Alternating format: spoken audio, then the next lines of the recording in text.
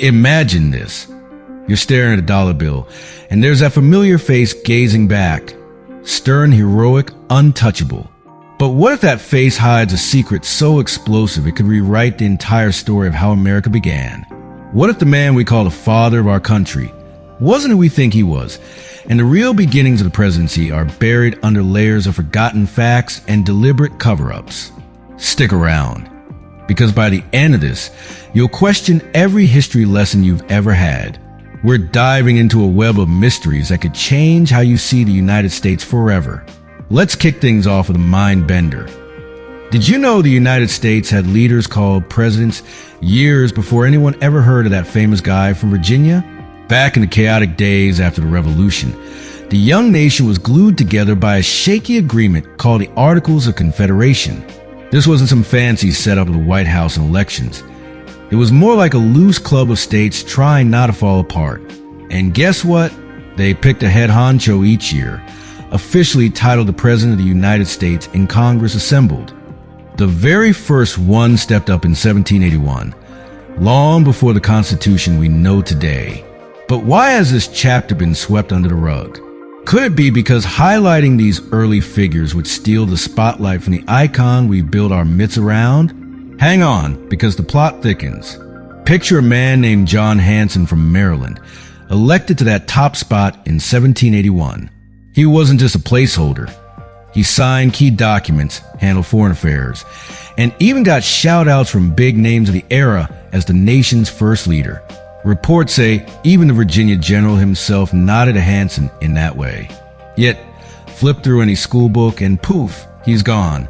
Vanished like a ghost. Why the blackout?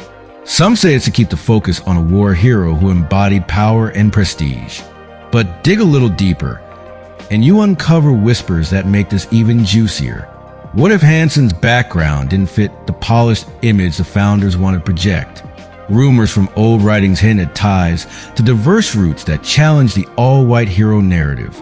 Imagine if acknowledging him meant admitting the early republic wasn't as uniform as we've been told. Doesn't that make you wonder what else they'd hidden? Now, fast forward to 1789, when the new Constitution kicks in and we get the presidency as we recognize it. The choice of the first under the system? A strategic pick to bridge divides between North and South. Someone whose massive estate and commanding presence screams stability. But here's a hook that'll grab you. Was this election more about politics than pure heroism? Southern states, hooked on their economic systems, needed a figurehead who wouldn't rock the boat. Enter a landowner with vast holdings built on labor that history often glosses over. This guy became the perfect poster child. Strong, unifying, and easy to idolize. But peel back the layers, and you find questions about his family tree that historians love to dodge. Old European account from the time describes some colonial elites with features that don't match the pale, powdered ideal we see in paintings.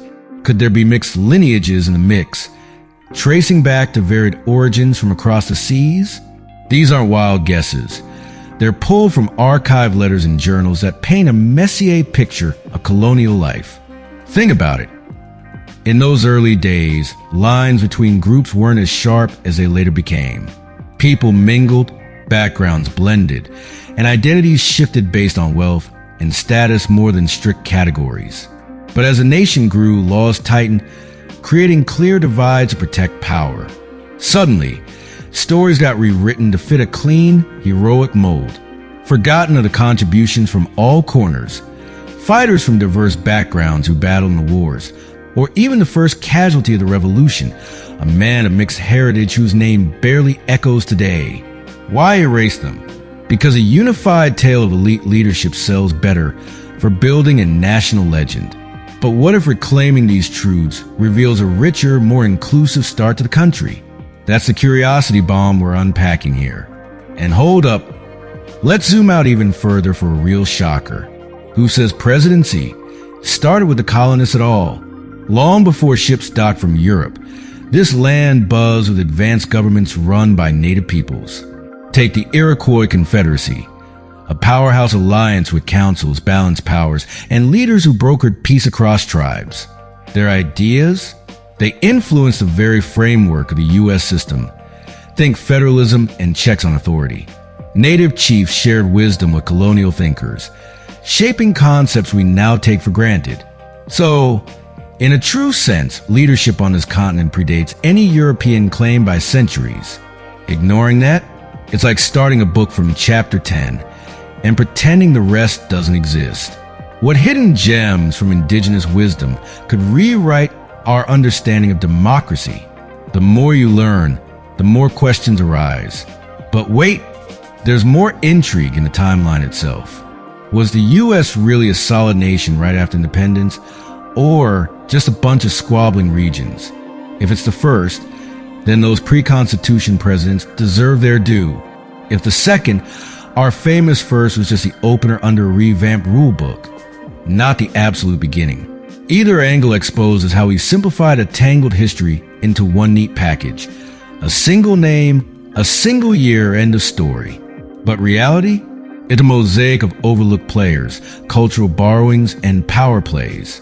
Unraveling this forces us to confront why certain voices got amplified while others faded. As we wrap this up, consider the big picture.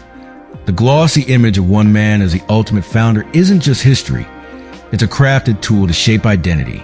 It overlooks the diverse builders, warriors, and innovators who truly forged a nation.